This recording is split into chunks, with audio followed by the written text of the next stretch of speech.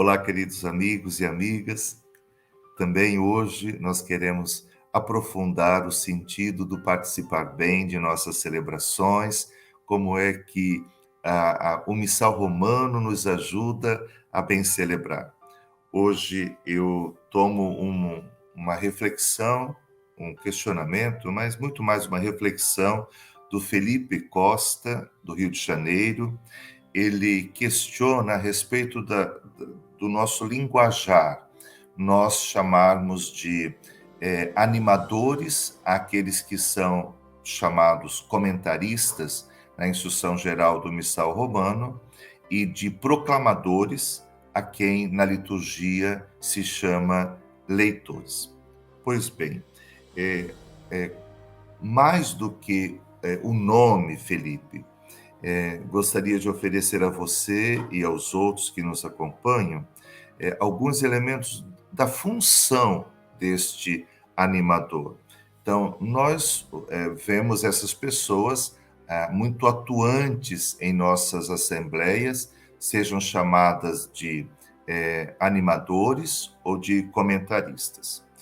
Para isso, então, eu gostaria de voltar na Instrução Geral do Missal Romano, aquilo que se diz é próprio de quem preside a celebração.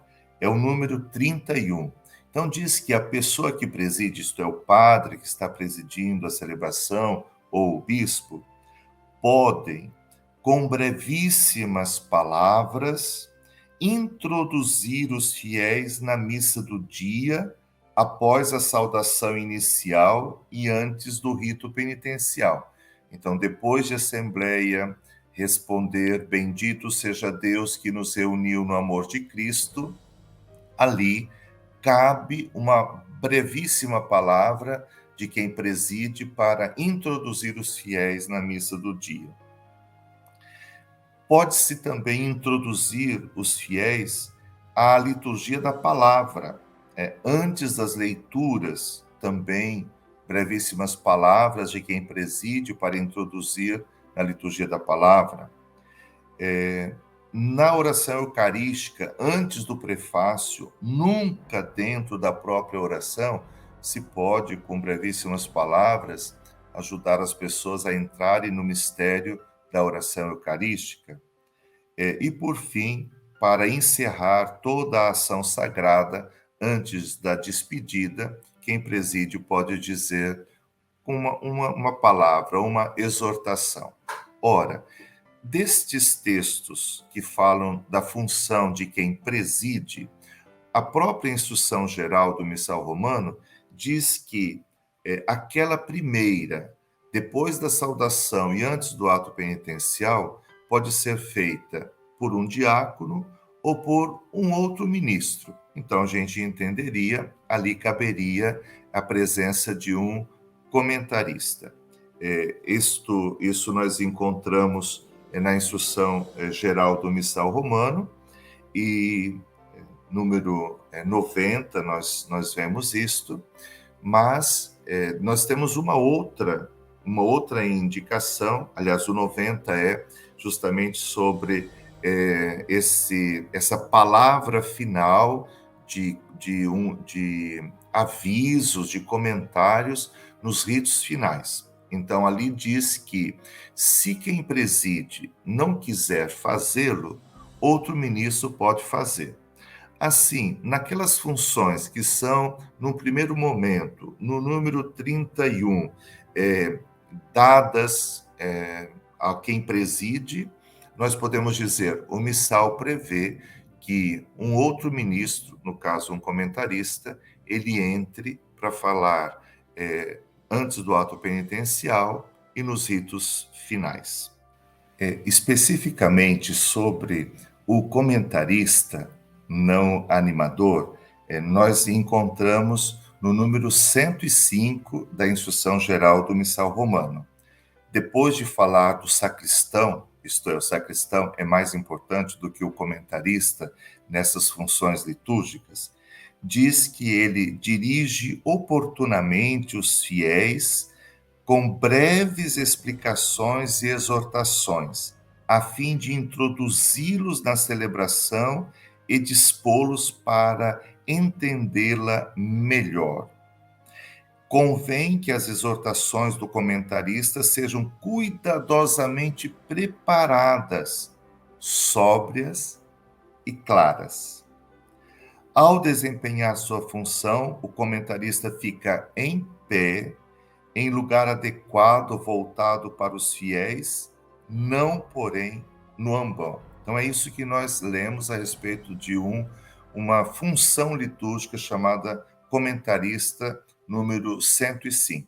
E volto a insistir, se a gente vai ler onde é que ele poderia entrar nos ritos iniciais para introduzir os fiéis na missa do dia, nos ritos finais para, concluindo a celebração, dizer breves anúncios, comentários e enviar em missão.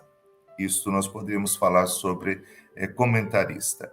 Animador é uma palavra que não cabe para o comentarista. Não sei se cabe a alguém do grupo de canto, porque no fundo, animador é o Espírito Santo, que é aquele que torna a nossa celebração possível e nele nós louvamos o Pai pelo Filho. Então, esta questão que você levantava, Felipe, de chamar animador ao comentarista, digo a você, não convém que seja feito.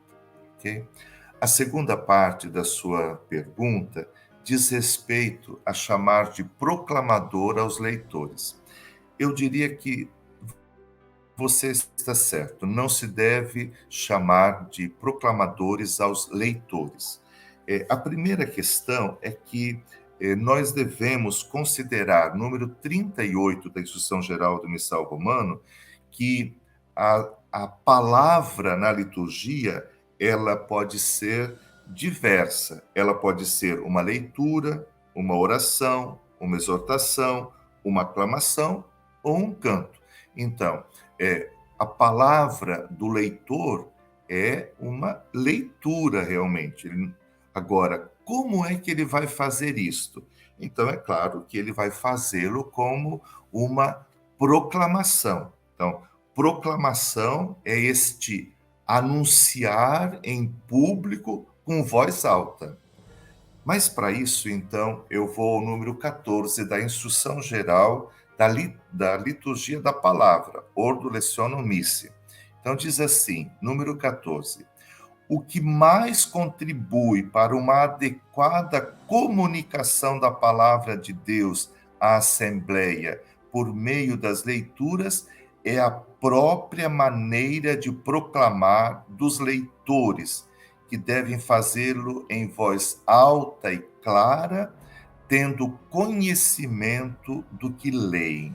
Então, veja bem, em nenhum momento se disse que ele é um proclamador, mas diz que o leitor, ele contribui para o anúncio da palavra, proclamando em voz alta e com compreensão a palavra de Deus. Então, também aqui, número 14 da Organização das Leituras da Missa, dá a entender que é leitor mesmo, então ele faz uma leitura, mas o modo de fazer a sua leitura é proclamando em voz alta, no meio da Assembleia, e com conhecimento. Eu diria que o conhecimento, nesse caso, é muito mais do que conhecimento gramatical.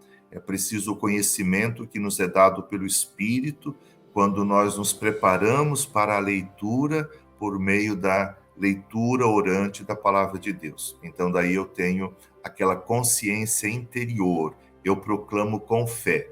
E diz o texto, é isto o que mais contribui para uma adequada comunicação da Palavra de Deus. Querido Felipe, os outros irmãos, sempre interessados em compreender e viver melhor a liturgia, vamos para frente, vamos dar passos continuamente. A vocês abençoo, em nome do Pai, do Filho e do Espírito Santo. Amém.